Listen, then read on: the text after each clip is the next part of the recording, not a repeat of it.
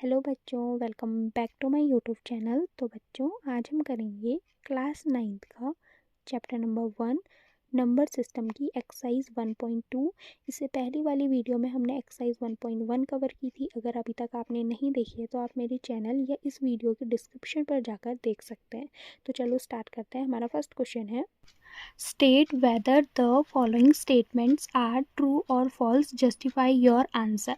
तो इसका फर्स्ट है, every rational number is a real number. हमें बताना है कि जितने भी रेशनल नंबर होते हैं वो एक रियल नंबर होते हैं या नहीं। तो रेशनल नंबर क्या होते हैं? Rational number are the number which are written in the form of p by q, where p and q are integer and q does not equals to 0। तो हाँ, जितने भी रेशनल नंबर होते हैं वो हमारे रियल नंबर होते हैं। तो हम लिखेंगे, इसका आंसर हमारा हो जाएगा ट्रू। क्यों होगा? Because rational number because real number is the collection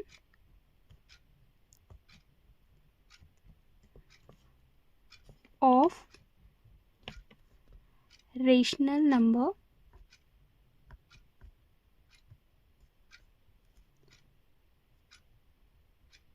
and irrational number। इसका मतलब क्या है कि जो हमारे रियल नंबर होते हैं वो एक कलेक्शन होते हैं रियल नंबर और रेशनल नंबर और इरेशनल नंबर का। नेक्स्ट है हमारा, every point on the number line is of the form root m where m is a natural number. हमें बताना है एवरी पॉइंट नंबर लाइन में रूट एम है where m is a natural number. तो ये हमारा फॉल्स हो जाएगा इसका आंसर, क्योंकि negative number can't be a square root of any natural number. तो हम लिखेंगे negative number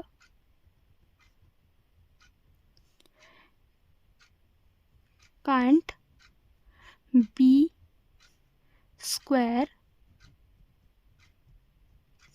root of any natural number. तो इसी के साथ हमारा सेकंड पार्ट भी ख़त्म होता है। अब हम जाते हैं फर्स्ट क्वेश्चन के थर्ड पार्ट पे। Every real number is an irrational number. तो हमसे बोला है कि जितने भी रियल नंबर होते हैं वो सारे इरेशनल नंबर होते हैं।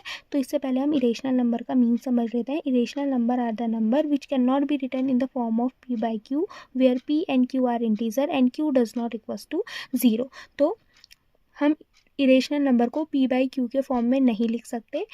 इसका आंसर हमारा फॉल्स होगा, क्योंकि हमारे रियल नंबर में रेशनल नंबर भी आते हैं। तो हमारा होगा false,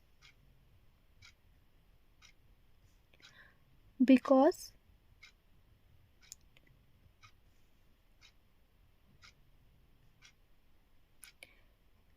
real number can be rational also। Real number हमारे दो पार्ट्स में डिवाइड होते हैं, रेशनल नंबर और इरेशनल नंबर। और तो हमारे रियल नंबर रेशनल और इरेशनल दोनों होते हैं, सिर्फ इरेशनल नहीं होते। इसके लिए इसका आंसर फॉल्स था। सेकेंड क्वेश्चन है, are the square root of all positive integers irrational? If not, given an example of the square root of a number that is a rational number. तो हमें दिया है कि square root of all positive integer irrational number होते हैं। अगर नहीं होते हैं तो हमें बताना है कि हमें एग्जाम्पल देना है स्क्वायर रूट नंबर के जो कि रेशनल नंबर है। तो हमारा होगा answer, the square root of all positive integers are not irrational।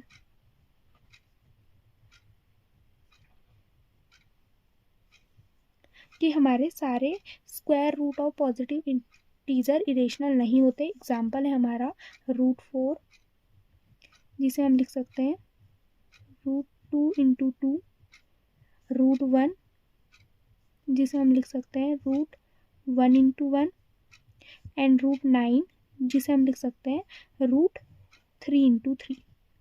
तो हमें क्वेश्चन दिया था कि जितने भी square root of a positive integer होते हैं वो इरेशनल होते हैं। तो हमसे पूछा था अगर वो इरेशनल नहीं होते तो हमें एग्जाम्पल देना है स्क्वायर रूट के जो रेशनल है। तो हमने लिखा कि हाँ, जो पॉजिटिव इंटीजर होते हैं ऑल स्क्वायर रूट के वो इरेशनल नहीं होते। एग्जाम्पल है हमारा √4, 2 × 2, √1, 1 × 1, एंड √9, 3 × 3। तो ये थर्ड क्वेश्चन भी हमारा कंप्लीट होता है। अब करेंगे हम fourth question. So that √5 can be represented on the number line। हमें √5 को रिप्रेजेंट करना है नंबर लाइन में। तो सबसे पहले हम एक स्केल लेंगे एंड हम एक लाइन ड्रॉ करेंगे जिसमें हम एक पॉइंट को 0 कंसिडर कर लेंगे। तो हमने क्या किया, सबसे पहले एक स्केल ली, उससे एक लाइन ड्रॉ की और एक पॉइंट को 0 कंसिडर कर लिया। तो अब हम यहाँ से 1 इंच में एक कट लगाएंगे एंड सेकेंड इंच में दूसरा कट लगाएंगे। यहाँ भी सेम हम 1 इंच में एक कट लगाएंगे एंड दूसरे इंच में हम दूसरा कट लगाएंगे। यहाँ इसे हम नाम देंगे 1 एंड इसे देंगे 2। यहाँ अपोजिट साइड में ये हो जाएगा हमारा -1 एंड यहाँ हो जाएगा हमारा -2। अब 0 से 2 यूनिट बाद एक यूनिट हमारी ये हो गई एंड एक यूनिट हमारी ये हो गई। 2 यूनिट बाद हम यहाँ पे एक 90 डिग्री का एंगल ड्रॉ करेंगे। तो यहाँ पे 2 पे हमने एक 90 डिग्री का आर्क लगाया। अब हम इसे स्केल की मदद से ज्वाइन कर लेंगे यहाँ से 0 तक। अब ये आर्क हमने जो लगाया है हम उसे जितने इंच में हमने वो लिया था उसे यहाँ भी ऐसे ले लेंगे। तो इसे हम 0 से ज्वाइन कर देंगे।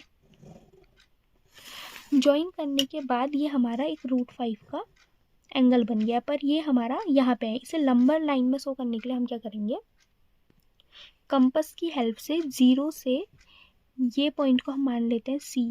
0 से C तक का डिस्टेंस लेंगे एंड यहाँ पे एक आर्क बना देंगे। तो जो हमारा, इसे हम B कंसिडर कर लेते हैं। 0 से B का डिस्टेंस है ये हमारा √5 हो जाएगा नंबर लाइन पे। तो एक बार अगेन मैं एक्सप्लेन कर देती हूँ। सबसे पहले हमने एक स्केल ली, स्केल से हमने एक लाइन ड्रॉ की जिसमें हमने 0 एक कहीं पे भी एक पॉइंट माना। फिर उसके बाद हमने कितने भी सेंटीमीटर में आप एक 1 ले सकते हैं एंड उसके जितना तो आपने 1 सेंटीमीटर लिया था उतने में ही 2 लीजिए। यहाँ भी अपोजिट साइड में -1 -2। फिर 0 के 2 यूनिट बाद एक यूनिट हमारी 0 से 1 हो गई एंड सेकेंड यूनिट हमारी 1 से 2 हो गई। यहाँ पे एक 90 डिग्री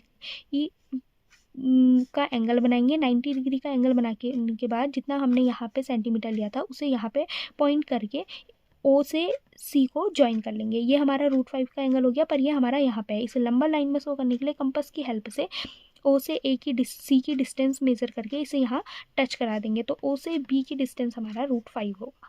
तो ये था हमारा so that √5 can be represent on the number line. तो इसी के साथ हमारी एक्सरसाइज 1.2 कंप्लीट होती है। अगर आपको वीडियो पसंद आए तो लाइक कीजिए, शेयर कीजिए एंड सब्सक्राइब कीजिए। Thanks for watching.